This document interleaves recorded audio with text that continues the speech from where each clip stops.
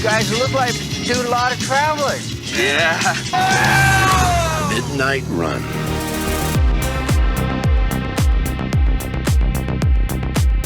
Hey everyone, welcome back to Let's Talk. My name is John, and today we're here to talk about one of my personal favorite films of all time, Midnight Run, and its brand new 4K Blu Ray that just came out from Shout Select. But before we dive into that, if you are a fan of 4K Blu Ray reviews, movie reviews, some tech and game reviews along the way, and now we do podcasts, if you are into all of that, then this is the channel for you, and nothing helps this channel out more than by you liking this video and subscribing to the channel. So back in 1988, Martin Brest directed this little number, Midnight Run, starring Robert De Niro, Charles Grodin, John Astin, Yaphet Kotto, Joey Pants, and Dennis Farina. And this is one of my personal favorite films of all time. It's probably the greatest road movie that you'll ever see. You know, it came out 1 year after Planes, Trains, and Automobiles, and you can see all the similarities in those two films, but for my money, I think Midnight Run is an overall better movie. And until this movie, Robert De Niro had never done comedy. He wanted to do a comedy, so this is a film that he sought out to do. Up until this point, Robert De Niro was obviously most associated with playing these big characters that earn awards. You know, you got the King of Comedy, Mean Streets, Taxi Driver. Like, these are all very serious, dark roles that really force a lot of commitment. And, you know, Robert De Niro wanted to play something a little more lighthearted, and he got together with Martin Brest, who directed Beverly Hills Cop, another great comedy film that also had John Astin in it. And this movie is actually very similar in tone to Beverly Hills Cop, in my opinion. And Beverly Hills Cop, I've said it before, is my favorite Eddie Murphy movie. I love that movie. I love how that comedy just plays out. I find it hysterical, and also I just think it's an overall just a good film. It becomes more than a comedy. It just becomes overall a good film, and I think Midnight Run succeeds in that same way, and it's actually a little bit funnier. Robert De Niro is hysterical in this film. Charles Grodin is hysterical in this film. Even all the supporting characters are hysterical, because Dennis Farina in this movie has just he plays a mob boss, and he was born to play this role. And just one of my favorite lines is when he gets on the phone with his two henchmen, because both him, you know what, before we go any further, let me explain the plot of this movie, because I'm getting out of hand already. So this movie follows Jack Walsh. He's a bail bondsman working for Joey Pants, Eddie Moscone's bail bondsman, and he is enlisted to go find Jonathan Mardukas, the Duke they call him. He was an accountant for Dennis Farina's mob character, Jimmy Serrano, and he took $15 million of Jimmy Serrano's money and gave it to charity. And, you know, it's illegal. He can't do that, so he got arrested, and he jumped his bond. And now Joey Pants is sending Robert De Niro to go grab this guy so he can make his court on Friday, or else he's out of $450,000. He says, I'll give you $100,000, you bring this guy back. And that's what he's going to do. He's going to go travel to New York, grab this guy. He says it's a midnight run, easy job, in and out. But things don't go according to plan, and that's basically what this movie is about. It's a road movie. And a funny story about this movie. I saw this movie when I was really young. I didn't even realize it was Midnight Run at the time. I was like 5 or 6 years old. I was watching this with my mother and my grandmother. And I saw the scene in this movie where Robert De Niro is trying to take Charles Grodin's character back to LA on a plane. And he is so scared to fly. He's freaking out. These things go down. All right. These things go down. They go. It's too big. It's too big. And, you know, I remember being really young and remembering this scene and sticking with me because I was afraid of flying, and I felt so bad for this guy that, you know, Robert De Niro was making him fly even though he didn't want to fly. He was so petrified. You know, that stuck with me for about 12 or 13 years until I got older and caught back up with Midnight Run. First of all, again, I had no idea that scene was in it, so when I was watching the movie and that scene came on, I was like, holy shit! And this is a comedy? I'm like, that scene traumatized me. And then later in the movie, you find out, this is a little bit of a spoiler, because I'm trying to keep it light on spoilers, is that Charles Grodin's character, not only is he not afraid of planes, but he could fly planes himself. So I felt bad for a huge part of my life for this guy. I really thought that scene was like in a drama, like a sad, traumatic scene. Turns out it's a comedy starring Robert De Niro and Charles Grodin, and I just had no idea. So that flipped the script on my entire life, because I'm telling you, that scene stuck with me that entire time. I knew nothing else about the movie, but I remember that scene extremely vividly. But then when I did finally catch up with the movie, yeah, this is one of the greatest buddy comedies that you'll ever see. Charles Grodin and Robert De Niro are perfect in their roles. It's amazing that Robert De Niro didn't do comedy really before this. You know, Robert De Niro pretty much now does exclusively comedies and then dabbles in dramas whenever he kind of wants to. But hey, he's earned that right. He's one of the greatest actors we've ever seen.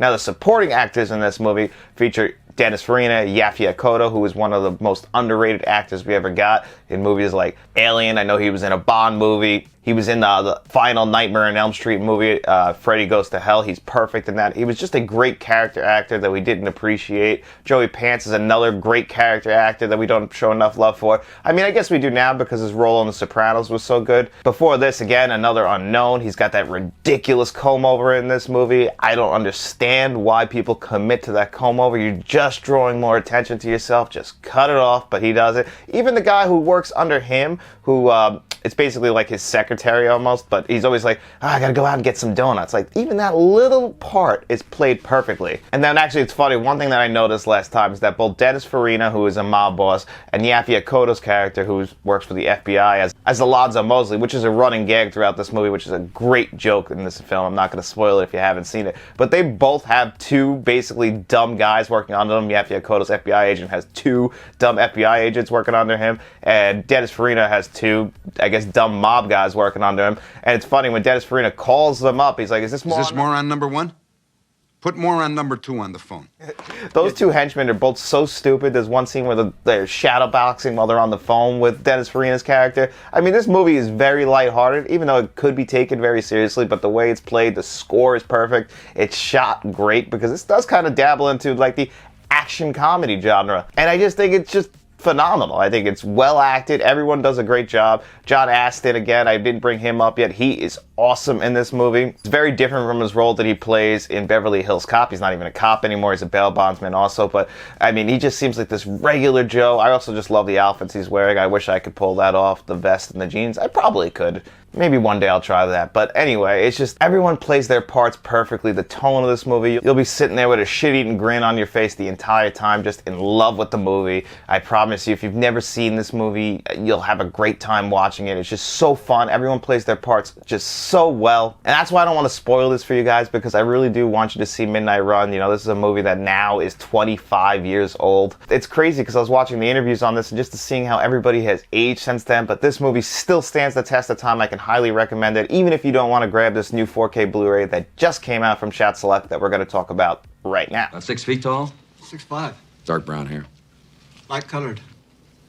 Sounds like our man. Well, like I said, Midnight Run is one of my favorite movies of all time, so I actually happen to have the previous Shout Select Blu-ray that came out back in 2016. This was Shout Select number 3, actually, so it's a very early Shout Select Blu-ray. And if people aren't aware what Shout Select is, it's basically Shout Factory, spin-off brand like Scream Factory, but they concentrate more on like standard dramas, comedies. It's no genre films. That usually the horror genre would go to the Scream Factory releases, and then, you know, maybe some sci-fi stuff goes to their Shout Factory release. But Shout Select would be like more of your standard movies that you would see in theaters that are, you know, regular name movies. Like Midnight Run was a very popular movie back in the 80s. I love this Shout Select Blu-ray, actually, up until this 4K came out. This is back when Shout Factory did the reversible cover art, so you get the interior cover art. You don't get that on this new 4K. And that disc design is exactly the same. So as you can see, same exact covers, no slip cover, no reversible cover art on the new 4K. You pop it open, you get the two 4K discs. They are reusing the same exact art design on the 4K disc that they used on that previous Blu-ray disc. The new Blu-ray disc gets a new individual art design on it, which is pretty cool. I like that they did that.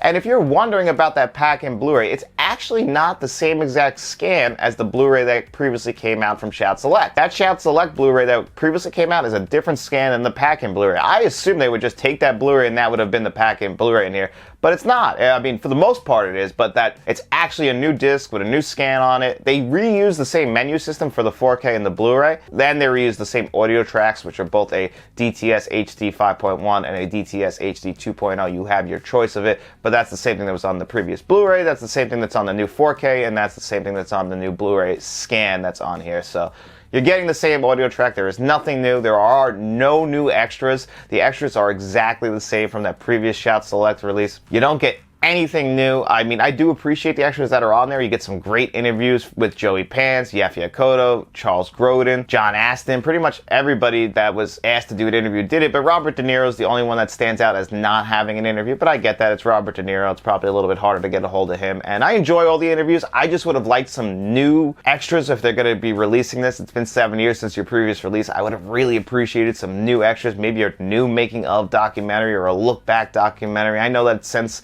the previous Blu-ray came out. Some of these actors have passed away that are in this film, and it might be a little bit harder to make those documentaries, but I would have at least liked some new extras on here to justify the purchase, because the only thing you're getting here that's brand new is that new 4K scan, and it's only an update to the visuals, and that 4K scan is then compressed down into the Blu-ray. But those are the only new things that are available to you if you are looking to upgrade from that previous Blu-ray to the 4K. So those 4K visuals better stand out to make it worth it at full price. For the most part, it does. So the old Blu-ray, when I was comparing it to this 4K, is very, very grainy and very flat. And I had no problem with that up until now. I always watch this Blu-ray. I watch this Blu-ray every single year, actually. It's one of the first movies that it was the first movie I watched when I moved into my current house. So every year on the anniversary when we moved in this house, I usually watch Midnight Run. And even though I watched it now in April, I'm still gonna watch it in 3 months, and I will be watching this 4K scan. So it is an upgrade from that previous Blu-ray. The biggest problem I have, now it does have Dolby Vision and HDR10, is this 4K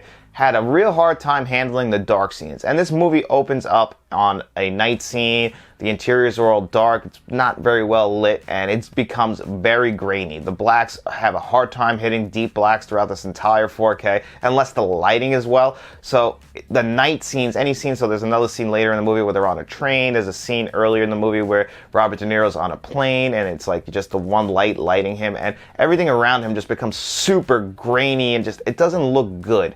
Like, it makes the skin look muddy and almost like waxy in a way. It doesn't look natural. But it's only in those very low-lit dark scenes that becomes an issue, because the rest of the 4K is a huge upgrade from that previous Blu-ray. That's when the Dolby Vision really does shine. I did compare the Dolby Vision and the HDR10, and I thought the Dolby Vision was actually a little bit better than that HDR10. When I first had the HDR on it, I was like, the grain actually looked even worse. And the grain, it's weird, in those early scenes, the grain actually looks worse than the previous Blu-rays, but the previous Blu-rays have a consistent grain problem and like just unsteadiness to it, whereas the 4K is pretty much steady and looks beautiful just for those very, very few scenes that are in this. Other than that, for the most part, it is really just a big upgrade over the previous Blu-ray. I mean, when the scenes are lit right, the day scenes, there's a lot of day scenes, those things are gonna pop off your screen. They look completely natural. It looks like you could step into your screen. You know, the sky's blue, their skin looks like you're staring them in the face. You can see the sweat, you can see all the wrinkles on their face.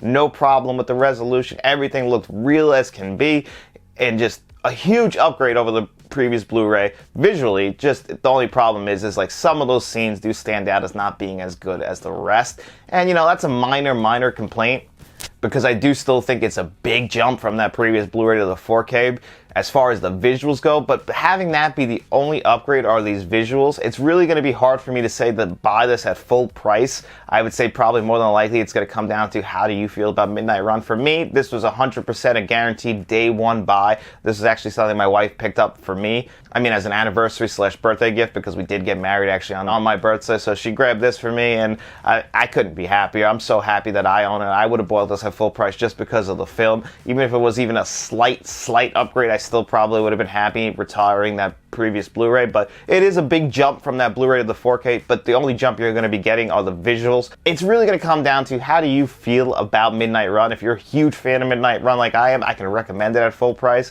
But if you're not, and you have this previous Shout Select Blu-ray and you only watch it every 3 or 4 years, I'd say, take a pass on it. If you're somebody who watches every 1 to 2 years, look for it on sale and probably get it for like the $20 range. I think that's what it's worth it at. Because if I was going to give this a score of 1 to 10, I'm still going to give it a 7.5 out of 10, because the visuals are a pretty big jump from that previous Blu-ray. But again, now we have Shout Factory doing no slipcover, no reversible cover art. The individual disc design is cool, but it's the same disc design that you had on the previous Blu-ray. So the only upgrade that we got here are the visuals. I really appreciate them upgrading the visuals, but I can't recommend it at the full price if that's all you did. You didn't really make this feel like a collector's edition, even though they don't label it as that, but it doesn't feel special. It doesn't justify the high price tag. This feels like a $20 Blu-ray, a $20 4K that you go to the store and grab off the shelf that you just walk and buy. It doesn't feel like something that people who are a huge fan of Midnight Run would want to grab like myself. So it's hard to justify the upgrade, but if you're a huge fan like I am, you already probably have it and you're happy with the purchase. I'm very happy with my purchase, but I'm not gonna lie, I would have been a lot happier paying about $7 less for this. So overall, still a great 4K, just not the best I've ever seen. You know, I would have liked a little bit more to this because I'm a big fan of the movie, but I don't know how many people are big fans of this movie like I am. I could be the minority in that. But it was a pretty big hit at the time. I still hear people bring up Midnight Run, and yay, even if you don't grab this 4K Blu-ray or that previous Shot Select Blu-ray, I can highly recommend the film. And if you stuck around to the end of the video, we also today, it's Friday, that means it's time for our digital code giveaway. So if you're new to the channel and you just happen to stick around to the end of the Midnight Run review, well, on Friday's video, Matt or I will ask you guys 2 digital code giveaway questions. All you have to do is answer one of those questions in the comment section below. And if you do that, you come back to Monday's video, we put your name on a magic wheel. We spin that wheel 2 times, we pick 2 winners, and those 2 lucky winners have their choice of the digital codes that they saw on their screen before you today. And what are this week's digital code giveaway questions? Well, we're here today talking about Midnight Run, and its star is Robert De Niro, one of the most famous actors ever to grace this planet. And I'm going to ask you guys, what is your favorite Robert De Niro film? I know that could be a little bit tough. Robert De Niro's been making movies since the 70s, and he's still making movies. You know, maybe he should stop with some of these bad comedies he puts out, but you know what? Hey, he looks like he's having a good time. Who am I to say? It's Robert De Niro. He can do whatever the fuck he wants. So, what is your favorite Robert De Niro film? That's the first question. And then the second question is going to be, what's your favorite buddy comedy movie? Martin Brest actually made 2 of these. He made Beverly Hills Cop and he made Midnight Run, but there are so many. The 80s were just a huge era for buddy comedies. You also had the buddy cop movies like Lethal Weapon, but buddy movies, they were just coming out day after day back in the 80s. We don't really get too much of those anymore, but they still come out every now and again. They're usually pretty fun as long as the 2 people that you have teaming up have good chemistry. In this movie, Charles Grodin and Robert De Niro just had phenomenal chemistry. They played off each other perfectly. I didn't say enough about Charles Grodin in this movie, but yeah, he plays this character perfect. I'm not a huge fan of his work. You know, I liked him in this, Dave, and I grew up with Beethoven. But really, that's all I know him from. I think he was a big guest on, it was either Letterman or Leno, or maybe Johnny Carson. I'm not too sure, but I know he was a big talk show guest when I was younger, but I wasn't, you know, too familiar with his work. It was really just this Midnight, it's really just those 3 movies that I really know him from, but he does a phenomenal job in this movie. I can't sell him short either. But anyway, enough of me rambling on. If you guys want to answer those questions, please make sure you do in the comment section below. And then while you're down there, why don't you guys like this video, subscribe to the channel, subscribe to us on all podcast services, give us a 5-star rating, go for a nice run in the street, just like Rocky would, maybe steal a car like Robert De Niro would, and just tell all your friends about us. And while you're doing that, I just want you guys to enjoy your weekend, and we'll be seeing you around.